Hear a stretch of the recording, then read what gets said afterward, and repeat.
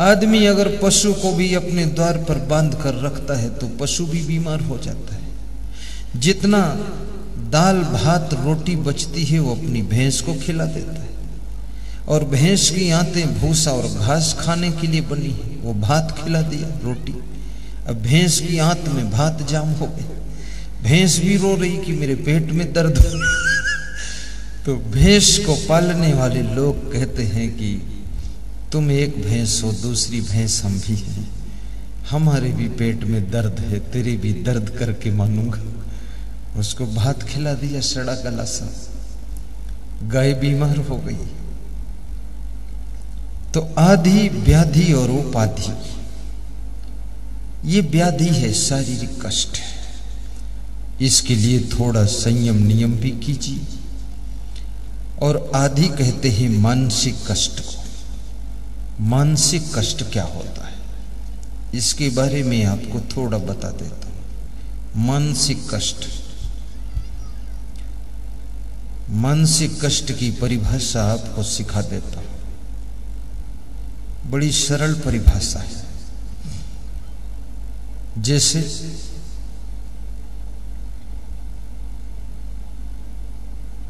आप उन्नति कर रहे हो, आपका पड़ोसी आपसे ईर्ष्या कर रहा है, जलन कर रहा है, वो निंदा कर रहा तुम्हारी, उसके द्वारा निंदा सुन करके आपके मन में कष्ट होता है। इसको कहते हैं मानसिक कष्ट।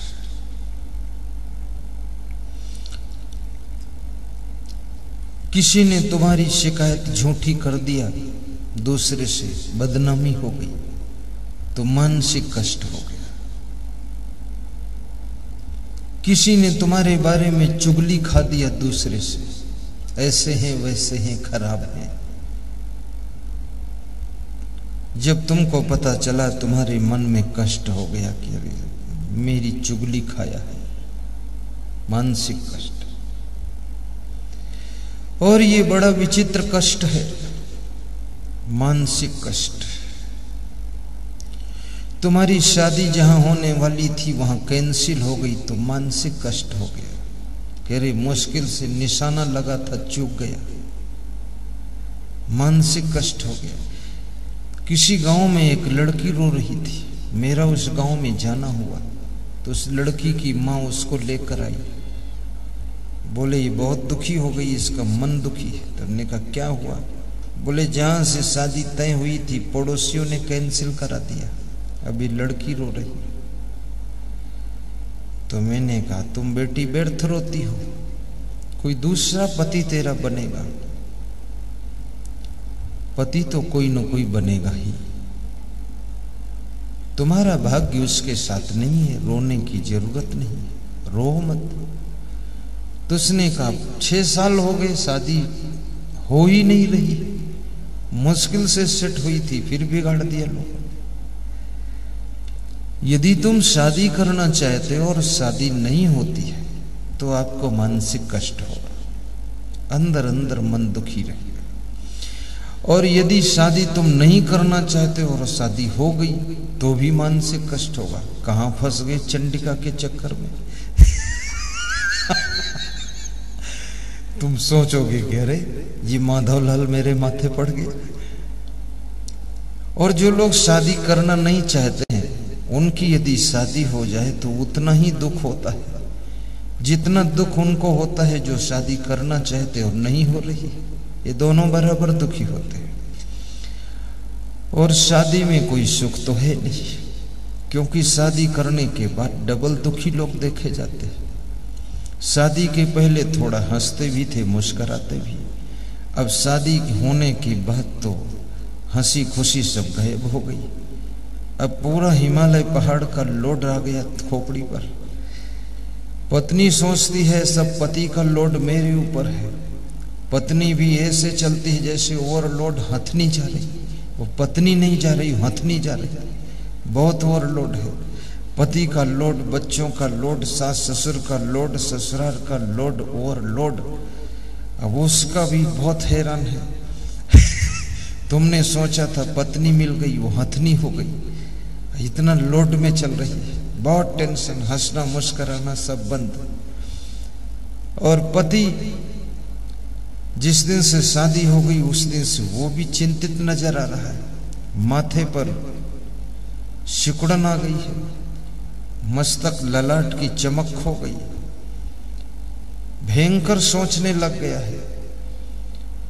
और 3 महीने बाद सूचना मिली कि रामलाल जन्म लेने वाले हैं, रामलाल आएंगे, श्यामलाल की रामलाल। और टेंशन हो गई कि रामलाल आएंगे कि रामलली आएगी, बेटी होगा कि बेटा होगा।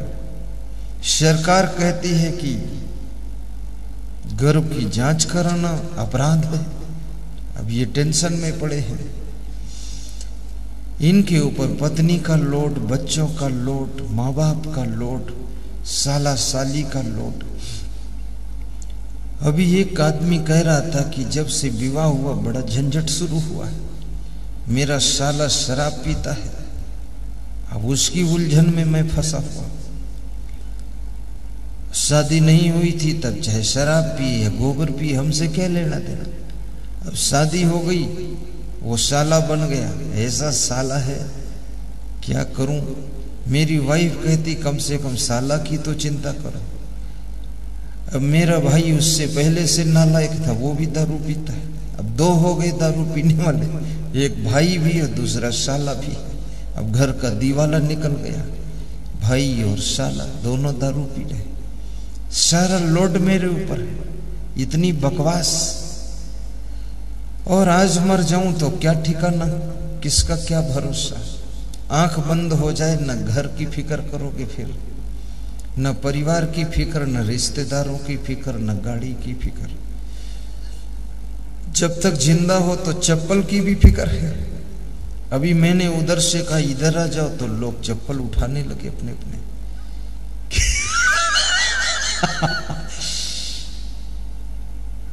वो 100 रुपए के चप्पल है, 200 रुपए के चप्पल है, अपने अपने चप्पल के पड़ोस बैठे थे। मैं सोचता था दूर क्यों बैठे हैं, वो सोचते थे दूर नहीं हूं, अपने चप्पल के पड़ोस बैठे। बड़ा जाल है। 100 रुपए के चप्पल के कारण गुरु से दूर बैठे लोग, कि गुरु तो कल फिर मिल जाएंगे, पर ये चप्पल देवता तो मिलने वाले नहीं। एक बार कोई ले गया, दोबारा तो दर्शन नहीं होगा। आज शोभा यात्रा में हमारे संत पैदल चल रहे थे, तो 2 संत नंगे पांव चल रहे थे। तो मैंने एक भगत से कहा कि तुम 2 जोड़ी चप्पल ला दो बेटा, खड़े हो जाओ। जो चप्पल लेकर आया था ये 2 जोड़ी लाया। तो दयालु थल्ले आया, नहीं तो चप्पल लेने भेजता, उधर ही निकल जाता बात करता। तो ले आया, वो दोनों साधुओं को दिया। तो मैंने उस साधु को ऐसे पकड़ा, हमने कहा बेटा, होली राम डडसेना छत्तीसगढ़ के भगत 20 साल से चप्पल जूता नहीं पहने हैं, कभी बुखार तक नहीं आया। तो साधु बोला 2 महीने से हम भी नहीं पहने। अब अगर हम थोड़ा और ध्यान न देते तो वो भी 20 साल निकाल देता। वो होली राम डडसेना का मुकाबला कर देता। अब आज भर उसका चप्पल रह जाए तो वही बहुत है। कोई ले जाएगा उसका चप्पल, प्रसाद समझकर पहन लेगा। इस सत्संग में भी बहुत दयालु लोग आते हैं, सेकंड हैंड चप्पल ले जाते हैं और आशीर्वाद देते, तुम कल नया खरीद ले। बहुत खिलाड़ी लोग। तो बड़ी मुश्किल से उधर से लोग इधर आए हैं। थोड़ा हंसते भी रहो। न्यूटन चिखली है, यहां सब न्यूटन तो हो ही गया। सभी लोग शादियां करने में जुटे हैं। साधुओं की किसको फिक्र है? वो चाहे नागा बाबा हो, चाहे अच्छा बाबा हो, चाहे सफेद कपड़ा पहने, चाहे लाल पहने, हर आदमी एक एक सुपर्णखा लेने गया। शादी कर लो, होली है होली, शादी है शादी। हर आदमी उसी में भिड़ा हुआ है। शादी करने के बाद हमारे पास आएंगे चिल्लाते ही कि बहुत दुखी हूं, कुछ कर दो। तो शादी के पहले तो पूछा ही नहीं था कि दुख में पड़ने जाओ।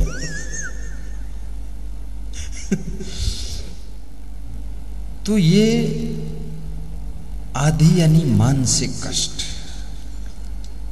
जैसे आपकी पत्नी ने आपको कुछ कह दिया, मन में दुख हो गया, ये मानसिक कष्ट है।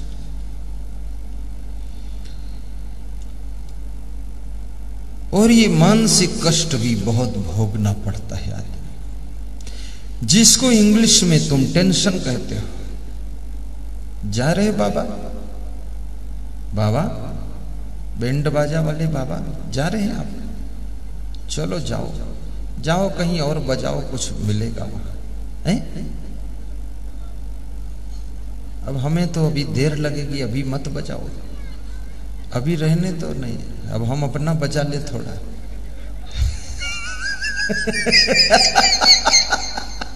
नहीं वो आदमी अच्छा कहा, फिर बजा दे, क्या हो तैयारी कर दिया तो मुंह में लगाने चले, अब रहने तो कल बजा लेना। बहुत मजा। मैं तो सोचता दुनिया में है ही कुछ नहीं, जिस तरह से हंसी याद आए हंस लो, बाकी तो नरक है ही। यहां से निकलो बस पंडाल से घर में पहुंचो, फिर वही चकई की चकधुम मकई की लावा तिकड़े तिकड़म शुरू। वहां खतरनाक लोग बैठे हैं तुम्हारे इंतजार में कि तुम आओ, प्रवचन सुन के तुम्हारा ज्ञान ठिकाने लगा दूंगा। सबके घर में बैठे हैं भूत पिशाच। वो कभी प्रवचन सुनने तो नहीं आएंगे, लेकिन जो सुन के जाएंगे उनको ठीक कर देते।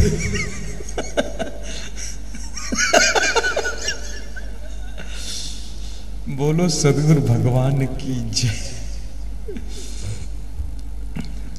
तो आधी, आधी का अर्थ होता है मानसिक कष्ट। किसी ने आपको गाली दे दी, गाली में आपके शरीर में चोट नहीं लगी है, लेकिन अपमान हुआ है मन में, तो उसकी वजह से मानसिक कष्ट होता है। किसने मुझे गाली दिया है, इसको कहते हैं आधी। मैं मथुरा में गया था लगभग 28 वर्ष पहले। तो पंडित श्रीराम शर्मा आचार्य जो गायत्री वाले हैं, इनका वहां पर मथुरा में भी सेंटर है। अभी हरिद्वार में बड़ा सेंटर, बड़ा था लेकिन अब छोटा हो गया। अब रामदेव जो हमेशा छोटा रहा वो कभी बड़ा हो जाता है, जो सदैव बड़ा रहा है वो मिट भी जाता है। देखो राजा महाराजाओं के किला देख लो, आप राजमहल देख लो, उन राजमहलों में केवल उल्लू रहते हैं, उल्लू और सांप और न्योला और बिल्ली। जहां पर रानी रहती थी, पटरानी और महारानी और नौकरानी, अब वहां उल्लू बैठे। अब ये उल्लू और बिल्ली कहां से आई? ये वही रानियां सब मर मर के बिल्ली बनकर आई, वहीं बैठी। वही नौकरानियां हैं छिपकली और सांप बनकर, और वही सब उल्लू बनकर वहां बैठे। क्योंकि जिसने संसार को उल्लू बनाया है वो आखिरी में खुद भी उल्लू बनता ही है। तो सब राजमहल सब ढह रहे हैं, सब बर्बाद हो रहे हैं। इतनी जमीन जगह है, सब बर्बाद हो गया है। मजदूरी करने वाले लोग अच्छा मकान बना रहे हैं, और राजघराने के लोगों की दीवारें फट फट कर गिर रही। अभी मैं एक जमींदार के घर गया तो उसका बाप रोने लगा, उसकी माँ रोने लगी, बहन रोने लगी, बेटी रोने लगी, बेटा रोने लगा, पत्नी रोने लगी। तो मैंने कहा मेरे आने से कोई दुख हो गया जो रोने लगे? अगर मेरे आने से दुख हुआ तो मैं निकल जाता हूँ, इतना रोना धोना क्यों करते हो? बोले तुम्हारे आने से नहीं हुआ, ये मेरा बेटा जो है, हम जमींदार हैं। तो हमने कहा तो खुशी होना चाहिए। अरे बोले दुष्ट पैदा हो गया, दारू पीता है, जुआ खेलता है, ताश खेलता है, सिगरेट पीता है और दूसरी औरत में फंसा है। तो हमने कहा दूसरी औरत कहाँ की? बोले दूसरे गांव की है। तो हमने कहा तो कि तुम्हारी इच्छा क्या है? बोली हमारी इच्छा है जिसके साथ शादी किया उसी में फंसना चाहिए, दूसरे मत फंसे। तो हमने उससे पूछा भाई तुम क्यों फंसे? बोले हम फंसे नहीं है, हमको फंसाया गया। कौन फंसा है? बोले उस औरत ने फंसा लिया। तो हमने कहा वो औरत अगर तुमको फंसा सकती है तो उस गांव में बहुत पुरुष रहते, उनको क्यों नहीं फंसाया? तुम फंसना चाहते हो तभी तो फंसे हो, वो कैसे तुमको फंसा लिया? इतनी दूर से कोई जाल फेंका, दूसरे गांव की चिड़िया फंस गई और खुद के गांव की चिड़िया नहीं फंसी। तो बोले मैं फंसना भी चाहता था तो इस गांव में कोई फंसने वाला मिला नहीं तो दूसरे गांव में फंस गए। तुमने कहा इरादा क्या है? मैंने उसका घर देखा तो बहुत ऊंचे पर घर था और उसके नीचे बहुत लोगों के घर थे और उसकी दीवारें फट रही थी। तो मैंने कहा तेरी दीवार गिरेगी तो पड़ोस के लोग मर जाएंगे जिनके नीचे घर, तो तेरी गलती का भुगतान वो बेचारे करेंगे, तो तेरे ऊपर तो केस लग जाएगा मर्डर का। अपनी दीवार को मजबूत बना, दूसरे पे क्यों गिराएगा? तो बोले दीवार बनाने का पैसा ही नहीं है, क्योंकि जिस औरत में फंस गई उसको 10 लाख दे चुके, उसका घर बना दिया है, अपना घर बिगाड़ दिया। अब ये जमींदार बाबा है, काहे की जमींदारी है, मन कंट्रोल नहीं है। तो मैंने कहा मेरे साथ आओ मैं तुम्हें सुधार दूंगा। तो उसकी शराब छुड़वाया, नशा छुड़वाया। मैं बुलाया था तो आया नहीं, लेकिन अभी 2 दिन पहले आ गया, 2 दिन मेरे साथ रहा। दूसरी औरत से भी छुड़वाया उसको। हमने कहा ये भी जाल खत्म कर। मैंने कहा क्या रखा दूसरी औरत में? हम लोग तो किसी स्त्री को छुए तक नहीं जिंदगी में। स्त्री में कोई सुख थोड़े है, पुरुष में कोई सुख नहीं है। तुम कहां उसमें सुख ढूंढ रहे हो? फिर तुम्हारी पत्नी खुद की है, छोड़ दो उसको। तो उसने कहा आज से कसम खाता हूं उधर जाऊंगा ही नहीं। 15 दिन हो गए वो गया ही नहीं उधर, छुट्टी पा गया। अब वो औरत भी सोच रही होगी कौन मंत्र पढ़ूं असंग साहिब भस्म हो जाए। उसने मेरे चिड़िया को भगा दिया। लेकिन ये व्यभिचार करना अच्छी बात नहीं है। तुम अपनी पत्नी को धोखा दे रहे हो, जिसके साथ विवाह करते हो उसको कंगाल बना दिया, फटी धोती पहनकर घूम रही तुम्हारी विवाहित पत्नी। और ये दूसरी औरत जिसके साथ व्यभिचार करते हो उसको 2000 की साड़ी पहना रहे हो। ये खुराफाती काम छोड़ो। तो वो आदमी सुधर गया। उसके गांव का भी एक आदमी आया था तो बोल रहा था ये भी सुधर गया और मैं भी सुधर गया आपके सत्संग से, और गुरुदेव हम दोनों मिलकर आपका प्रोग्राम करा देंगे। बोले ये तो जमींदार है, इसके पास तो सैकड़ों एकड़ जमीन है, 1 साल के प्रॉफिट में मकान खड़ा कर सकता है। तो मैंने कहा तू मेरा पर्सनल नंबर ले, हर महीने में बात कर लेना, नहीं तो फिर तेरा मन बिगड़ सकता है। संत गुरु की कितनी बड़ी आवश्यकता है। किंगफिशर हवाई जहाज के मालिक विजय माल्या, जिनके खुद के हवाई जहाज चलते थे, आपके पास में खुद की कार भी नहीं है, उनके खुद के हवाई जहाज थे। 1 नहीं 50 हवाई जहाज थे और ज्यादा होंगे। वो सब हवाई जहाज बिक गए, बस वही दूसरे की औरतों के चक्कर में। हवाई जहाज में काम करने के लिए, नौकरी के लिए जो लड़कियां आती थी उन्हीं के साथ वो फंस गए, सब हवाई जहाज बिक गए। किंगफिशर सब पूरा करजम डूब गया, देश छोड़कर भागना पड़ा, दूसरे देश में गए थे। विजय माल्या जान बचाकर भाग गए। अगर सत्संग सुनते होते तो शायद उनका मन इतना न बिगड़ता और हवाई जहाज भी न बिकते और घर में खुशियां भी बनी रहती। उनकी पत्नी भी दुखी है, बेटा भी दुखी है, नामो निशान खत्म हो गया।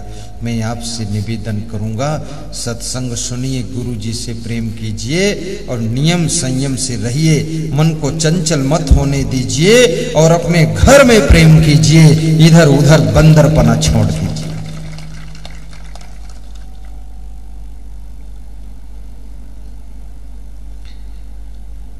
प्रथम अपने चरित्रों को सुधारोगे तो क्या होगा। प्रथम अपने चरित्रों को सुधारोगे तो क्या होगा। सुधारोगे तो क्या होगा। सुधारोगे तो क्या होगा। सुधारोगे तो क्या होगा। सुधारोगे तो क्या होगा। प्रथम अपने चरित्रों को सुधारोगे तो क्या होगा।